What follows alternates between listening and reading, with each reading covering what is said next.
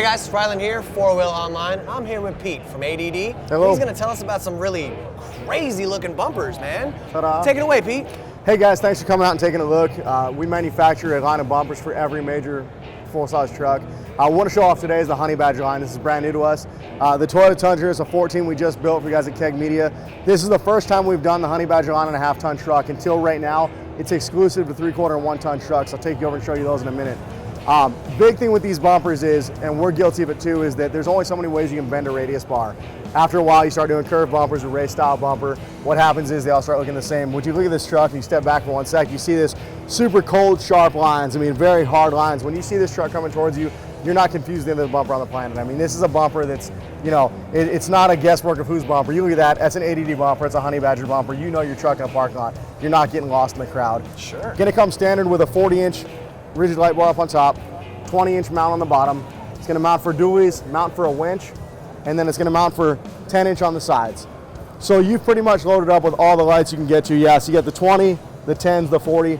You've also got an option here for a ranch style. The ranch style is gonna take this bar here, move it out to the sides. It's gonna encompass the entire front of the truck. Wow. So it is gonna be a full ranch working bumper. Definitely. With that, you're gonna have a 40 and another 40 on top. So dual 40s with the ranch style, the 20, your 10s, and your winch, the way it's set up here. And it seems like you guys took the whole LED aspect and really integrated into the bumper. We tried to, because again, we wanted to, being a race company and being a race bumper oriented, what we wanted to do is we wanted to bring out a working bumper. That guy that's in an oil field, that guy that's out on a ranch, a guy that's using his truck for work. Until then, there's other companies on the market that have built these kind of bumpers, and what's happening is they're very functional. I mean, they protect the front of the truck, they hold the light, they do what they're supposed to. They're not the most appealing to the eye. It's not a very pleasing. Right. And that's not a knock on those bumpers. The fact is that they're great for function. There's no fashion to them. So you need some design in there to make it look good as well. and Why can't it do both? I use the term all the time, fashion and function, that's where we're at. You gotta remember, the prime reason for a bumper is to protect you and your family inside of a truck. Yeah. This is a quality bumper. I mean, these are bumpers that are strong. This is gonna hold up. This isn't just a pretty look.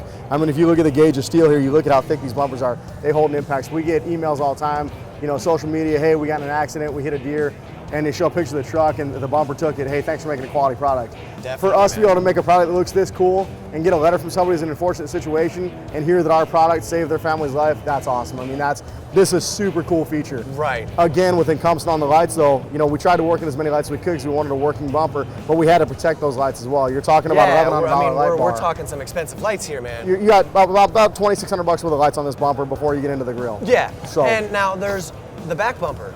That looks pretty cool. Let's go check Come that out. on, man, this is awesome. Let's check this I was back waiting for you to ask. Oh, And we man, also do a line of steps too. These are gonna match. So you've got front and rear bumpers, the Honey Badger steps. The chase rack is the Venom chase rack. It's something we made for all the trucks too. And this is kind of where we're at as the race design as a company. Yeah. So that's why breaking into this work bumper, you know, the industrial look is such a cool thing for us because it's a field we've never been to before. Right. So it's really fun. It's new it's to neat. you guys. So back here you've got the Honey Badger rear bumper, fitted with the rear backup sensors, fitted with rigid lights, fitted with tow hooks. Here's the killer part. Ta-da.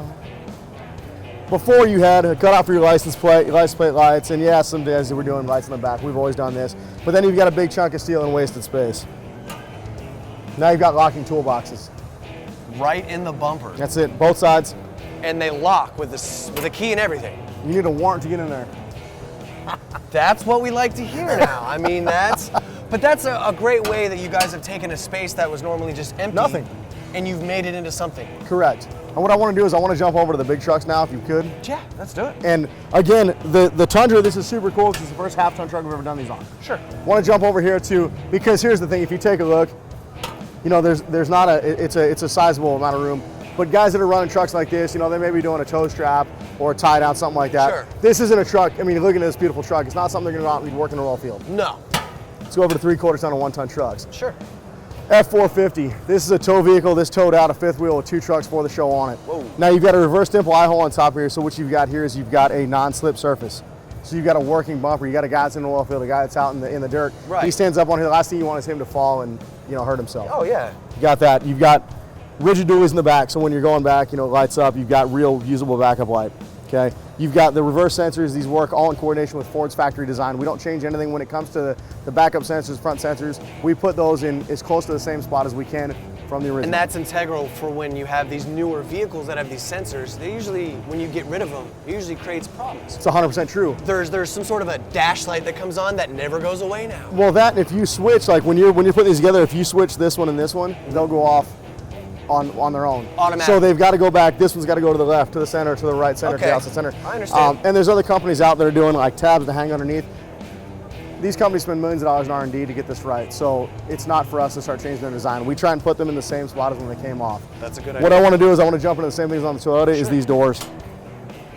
Now you're talking about guys that are using toe straps, compressors, you know, your receiver hitch, that sort of thing. Yeah, and I was going to say, stick your arm in there, keep going. Dude, it's my whole arm. This is usable space. And the catch to this was, when we were doing this, to pull this off and make this a workable product, we couldn't have a small glove box or, you know, there couldn't be a small unusable spot, because if that happened, honestly, what was going to happen, guys are going to walk past, they're going to open it up, they're going to see a glove box there, they're going to laugh and keep walking, because it was gimmicky. When you get what you guys, what you just did, when you stick your whole arm in there and you realize you're 6 foot tall guy and you're past your elbow. Dude, yeah. You just realize that now you can put stuff in here. We've actually got a video on YouTube that we did with one of our shop trucks, and you know, we're pulling all kinds of stuff out, and we get phone calls all the time. Hey man, how many takes do you guys have to do to keep stuff in that? And I'm like, that's a single shot. Like that's a running, like that's really, we had all that stuff piled inside. Now it seems like you guys are doing some really great things. And, we try. And this is like gotta be the coolest bumper that I've seen to date. Appreciate that, man. And it is really cool. And like they said, they're bringing it into the smaller trucks, not just the big rigs anymore, people. They're bringing it into the half-ton trucks. Correct. The half-tons, the regular trucks, the stuff you see The out there F-150 every Silverados. day. Yeah, correct. the everyday. If you guys want to know more, roll on over to 4 Wheel Online.